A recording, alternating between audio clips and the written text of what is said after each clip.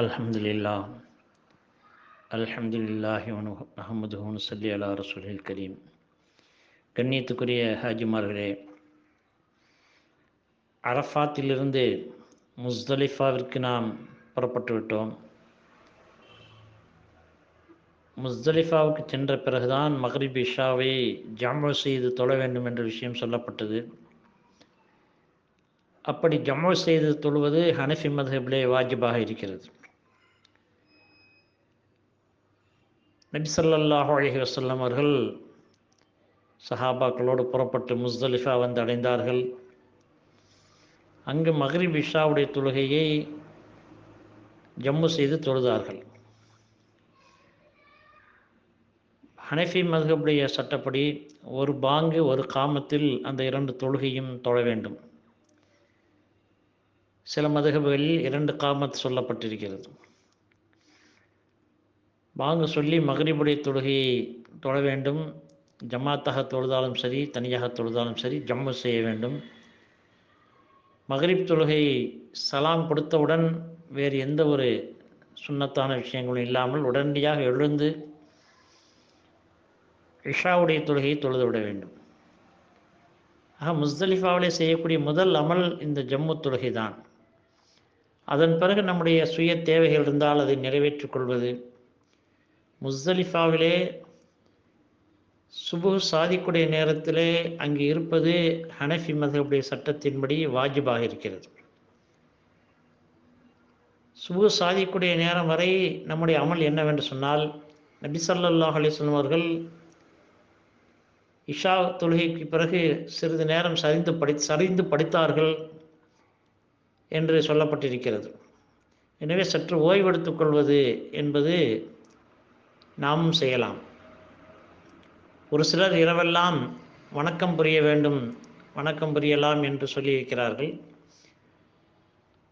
ஆனால் இரவெல்லாம் விழித்திருந்தால் மறுநாள் பிறை 10 அன்று நாம் செய்ய வேண்டிய தொடர்ச்சியான சில ஹஜ்ஜு சம்பந்தப்பட்ட வாஜிபான விஷயங்கள் இருக்கின்றன.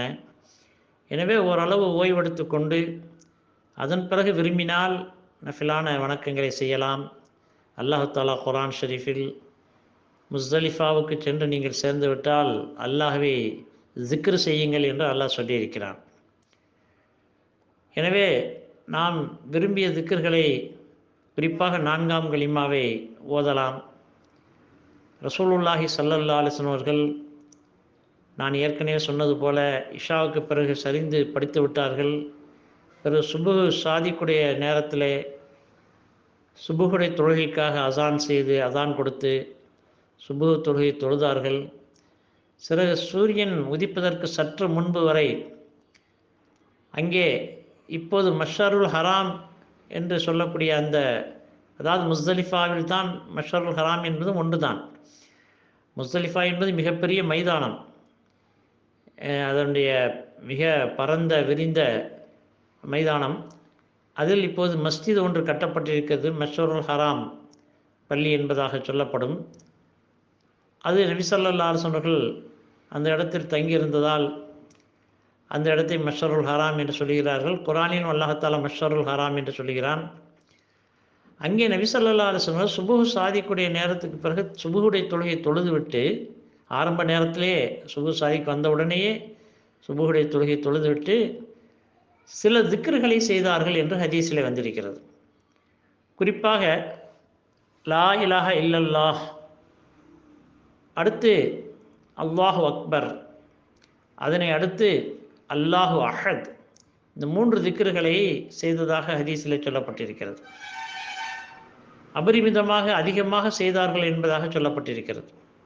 எனவே அந்த திக்ர்களை நாம் முஸ்தலிஃபாவிலே, அதாவது மஷ்அருல் ஹராம் என்று சொல்லக்கூடிய அந்த இடத்திலே, அப்படி அந்த பள்ளிக்கு போக முடியவில்லை என்றாலும் அந்த மைதானத்தில் எங்கிருந்து வேண்டுமானாலும் அதை செய்து கொள்ளலாம். முஸ்தலிஃபாவில் தங்க இயலாத சில பெண்கள், இயலாதவர்கள், நோயாளிகள் எல்லாம் நபி ஸல்லல்லாஹு அலைஹி வஸல்லம் காலத்திலே அவர்கள் அனுமதி பெற்று நேரடியாக மினாவுக்கு புறப்பட்டு விட்டார்கள். ஆனால் அதனால்தான் சில இமாம்களிடத்தில் முஸ்தலிஃபாவிலே கொஞ்ச நேரம் இருந்தாலும் போதுமானது என்ற கருத்து சொல்லப்பட்டிருக்கிறது. ஆனால் அபூ ஹனீஃபா ரஹ்மத்துல்லாஹி அலைஹி அவர்களிடத்தில் சுபுஹ் சாதிக்கூடிய நேரத்தில் அங்கு இருப்பது வாஜிப் என்பதாக சொல்லப்பட்டிருக்கிறது. வேறு எந்த விதமான அமல்களும் முஸ்தலிஃபாவிலே சொல்லப்படவில்லை. நாம் அங்கு இருப்பது, தங்கி இருப்பது, மக்ரிப் இஷாவுடைய தொழுகை தொழுவது, விரும்பினால் நஃபிலான வணக்கங்கள் செய்வது, மேலும் சுபுஹ் சாதிக்கூடிய நேரத்தில் ஜிக்ர்கள் செய்வது, அதற்கு முன்பும் ஜிக்ர் செய்வதற்கு அனுமதி இருக்கிறது. சுபுஹ் சாகி தொழுதுவிட்டு சிறிது நேரம் நபி ஸல்லல்லாஹு அலைஹி வஸல்லம் ஜிக்ரில் ஈடுபட்டார்கள்.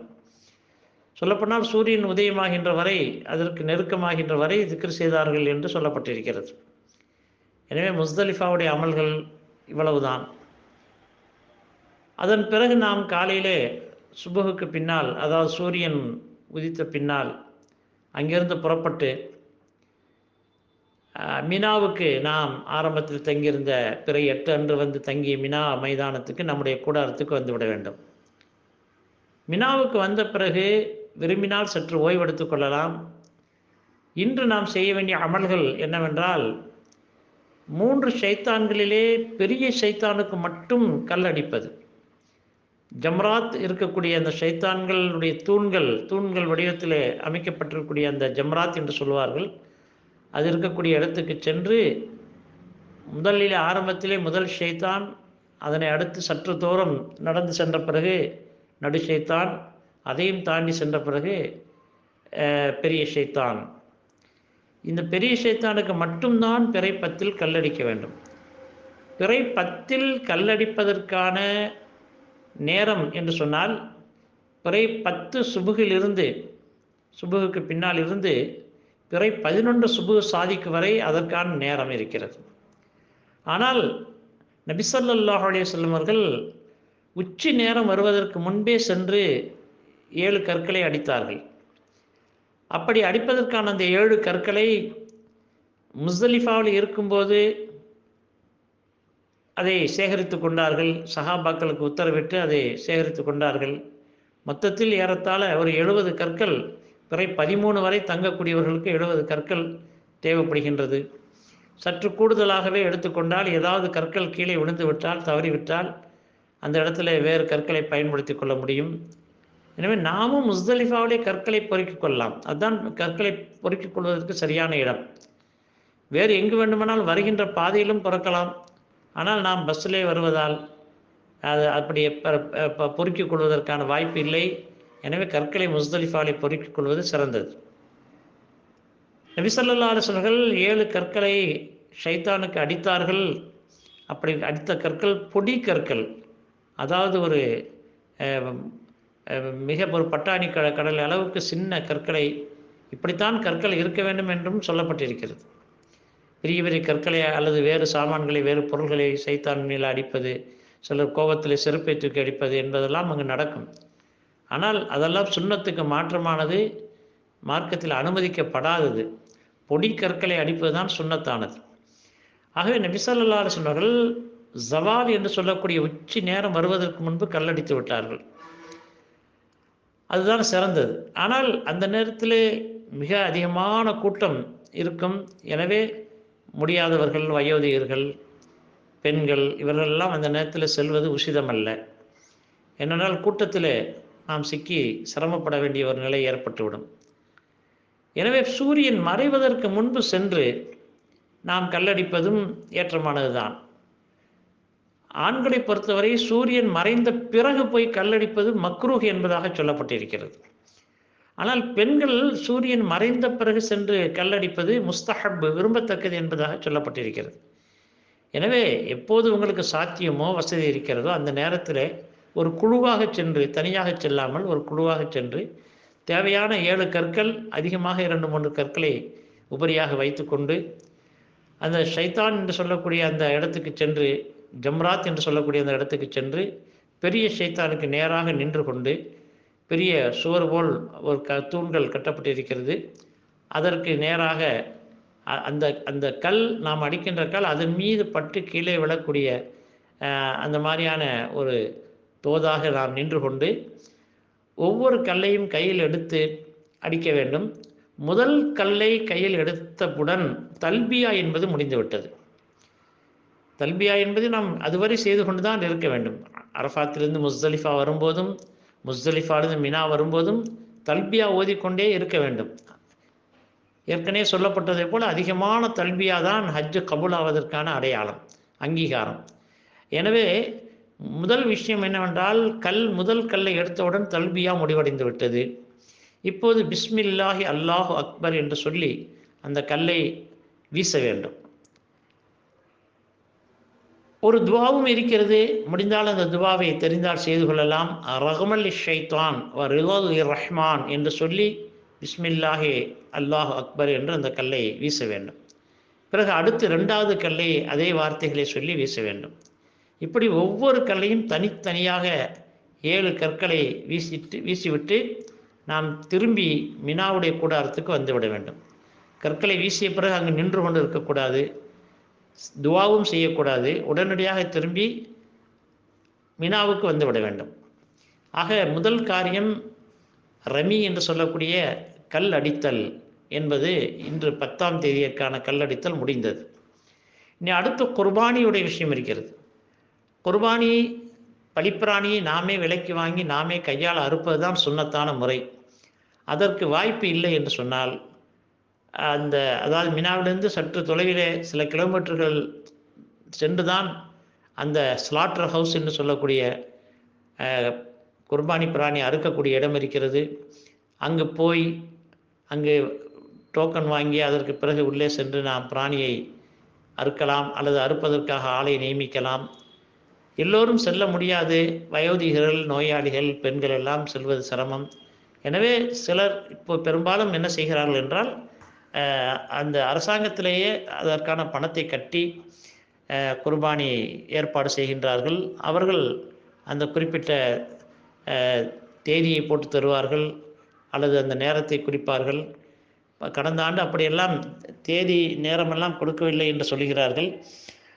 ஆகவே குர்பானிக்கான பணத்தை கட்டிவிட்டால் நமக்கு அந்த குர்பானியுடைய அமல் அவர்கள் நிறைவேற்றி விடுவார்கள். இந்த குர்பானி நாமே செய்வதாக இருந்தால் ரமி, அதாவது ஷைத்தானுக்கு கல்லடித்த பிறகு அடுத்த அமலாக நாம் குர்பானி ஆக்கிக்கொள்ள வேண்டும். குர்பானி முடிந்த பிறகு அடுத்த காரியம் என்னவென்றால் ஹலக் அல்லது கசர், மொட்டை போடுதல் அல்லது முடியை குறைத்தல் என்பது இருக்கிறது. நாம் உம்ராவில் எப்படி செய்த பிறகு போய் வெளியிலே மொட்டை போட்டோம், அதுபோல் இங்கும் மினாவிலே ஏராளமான பேர் மொட்டை போடக்கூடியவர்கள் இருப்பார்கள். அவர்களிடத்திலே ஒரு கூலியை கொடுத்து நாம் மொட்டை போட்டுக்கொள்ளலாம். அல்லது நாமே இந்த கில்லட் ரேசர் கொண்டு போனால், அந்த ஃப்ளெக்சிபிள் ரேசர் இருக்கிறது, அட்ஜஸ்டபுள் ரேசர், அதை கொண்டு போய் நாமே போட்டுக்கொள்வதாக இருந்தாலும் போட்டுக்கொள்ளலாம். அல்லது நம் கூட வரக்கூடியவர்களை போடச் சொல்லலாம். ஆக பெண்களை பொறுத்தவரை அவர்கள் நம்முடைய கூடாரத்துக்கு வந்து, நான் ஏற்கனவே சொன்னதைப் போல அந்த முடியினுடைய கடைசி பகுதியிலிருந்து 1 இன்ச் அளவுக்கு நறுக்கி கொள்ள வேண்டும். அப்படி நறுக்கி கொண்டால் இது முதல் தஹ்லீல் என்பதாக சொல்லப்படும். அதே போல் ஆண்கள் மொட்டை போட்டுக்கொண்டால் முதல் தஹ்லீல், அதாவது முதல் நிலை ஹலால் ஆகுதல். அப்படி மொட்டை போட்டு விட்டால் இஹ்ராமினுடைய அனைத்து கட்டுப்பாடுகளும் ஒன்றை தவிர எல்லாமே நீங்கிவிடும். அந்த ஒன்று என்னவென்றால் கணவன் மனைவி உறவு.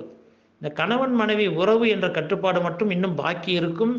மற்ற கட்டுப்பாடுகள் எல்லாம் நீங்கிவிடும். இப்போது குளிக்கலாம், சாதாரணமாக வழக்கமாக அணியக்கூடிய ஆடைகளை அணிந்து கொள்ளலாம், நறுமணம் பூசிக்கொள்ளலாம். எல்லா தடைகளும் நீங்கிவிட்டது. இந்த கணவன் மனைவிக்கான அந்த உறவு என்ற தடை எப்போது நீங்கும் என்றால், ஃபர்லான தவாஃப், மக்காவுக்கு போய் கஅபத்துல்லாவை ஃபர்லான ஹஜ்ஜுடைய தவாஃப் செய்த பிறகுதான் கணவனுக்கு மனைவி ஹலால், மனைவிக்கு கணவன் ஹலால் என்ற நிலை ஏற்படும். ஆகவே அந்த மாதிரி தவாஃப் செய்துவிட்டால் முழுமையான தஹ்லீல் ஆகிவிட்டோம். முதல் நிலை தஹ்லீல் என்பது மொட்டை ஓடுவதை கொண்டு அல்லது முடியை குறைப்பதை கொண்டு ஏற்படுகிறது. அப்படி முடி குறைக்கின்ற அந்த ஒரு சுன்னத்தான முறை என்னவென்று சொன்னால், அந்த முடி வலிப்பவரிடம் அல்லது நாமே வலிப்பதாக இருந்தால் பிஸ்மில்லா சொல்லி வலது பக்கம் ஆரம்பிப்பது, தலையினுடைய வலது பக்கத்தில் முதலில் சிரைப்பது, பிறகு இடது பக்கத்தில் சிரைப்பது. அப்படி சிரைத்து கொண்டிருக்கும் போது யார் மொட்டை போடுகிறோமோ அவர்கள் தக்பீர் சொல்லி கொண்டிருப்பது. மொட்டை போட்டு முடித்த பிறகு நாம் 2 ரக்காத் அங்கே தொழுது கொள்வது. அப்படி அந்த இடத்தில் வாய்ப்பில்லை என்றால் வேறு எங்காவது ஒரு ஒதுக்குப்புறமான இடத்தில் 2 ரக்காத், இதெல்லாம் சுன்னத்தான முறை. சாத்தியம் எந்த அளவு சாத்தியமோ அந்த அளவு நாம் சுன்னத்துகளை எப்போதெல்லாம் முடியுமோ அப்போதெல்லாம் பின்பற்றி கொண்டிருக்க வேண்டும். ஆகவே மொட்டை போட்டு விட்டோம், மொட்டை போட்ட பிறகு நாம் குளித்து சுத்தமாகி ஆடைகள், அதாவது தவாஃபுக்கான ஆடைகளை அணிந்து கொள்ளலாம். இந்த குர்பானி, மொட்டை இந்த இரண்டும் முடிந்தால் அன்றே செய்து கொள்ளலாம். ஒரு சிலர் கல்லடிக்கவில்லை என்றால், தாமதமாக கல்லடிக்கிறார்கள் அல்லது இரவிலே சென்று அடிக்கிறார்கள் என்றால், அவர்கள் மறுநாள் அல்லது மறுநாள் பிறை 12 சூரியன் மறைவதற்கு முன்பாக இந்த மொட்டை போடுதல், குர்பானி கொடுத்தல், ஹஜ்ஜுடைய தவாஃப், சஅய் செய்தல் போன்ற அமல்களை முடித்துவிட வேண்டும். இப்போது மொட்டை போடுதலும் குர்பானியும் அன்றே பிறை 10 அன்று செய்யலாம், அல்லது பிறை 11 அல்லது 12 செய்து கொள்ளலாம். பிறகு அடுத்து நம்முடைய அமல் இருக்கிறது, முக்கியமான ஃபர்லான ஹஜ்ஜுடைய 3வது ஃபர்ல் என்று சொல்லக்கூடிய தவாஃபு ஜியாரா என்று சொல்லக்கூடிய ஹஜ்ஜுடைய தவாஃப். இதை செய்வதற்காக நாம் மினாவிலிருந்து புறப்பட்டு மக்காவுக்கு சென்று சேர வேண்டும். அதனுடைய முறை இன்ஷா அல்லாஹ் சொல்லப்படும்.